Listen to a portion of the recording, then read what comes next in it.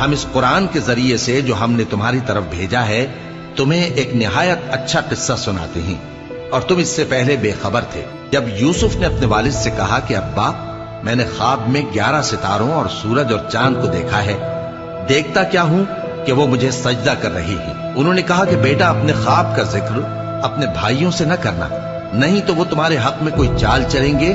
کچھ شک نہیں کہ شیطان انسان کا کھلا دشمن ہے، اور اسی طرح اللہ تمہیں برگزیدہ و ممتاز کرے گا اور خواب کی باتوں کی تعبیر کا علم سکھائے گا، اور جس طرح اس نے اپنی نعمت پہلے تمہارے دادا پر دادا ابراہیم اور اسحاق پر پوری کی تھی، اسی طرح تم پر اور اولاد یعقوب پر پوری کرے گا۔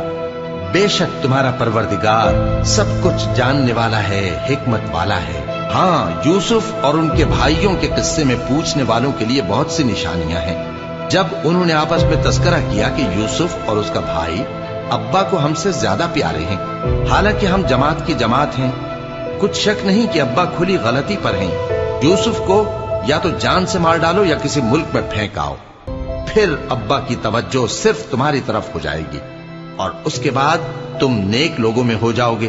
ان میں سے ایک کہنے والے نے کہا کہ یوسف کو جان سے نہ مارو، کسی اندھے کنویں میں ڈال دو کہ کوئی راہگیر اسے نکال کر کسی دوسرے ملک میں لے جائے گا۔ اگر تم کو کرنا ہی ہے تو یوں کرو۔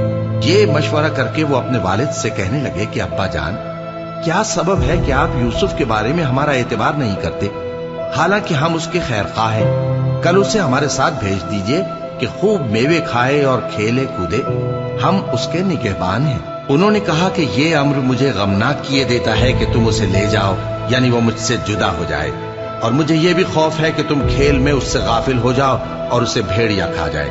وہ کہنے لگے کہ اگر ہماری موجودگی میں کہ ہم ایک طاقتور جماعت ہیں اسے بھیڑیا کھا گیا تو ہم بڑے نقصان میں پڑ گئے۔ غرض جب وہ اس کو لے گئے اور اس بات پر اتفاق کر لیا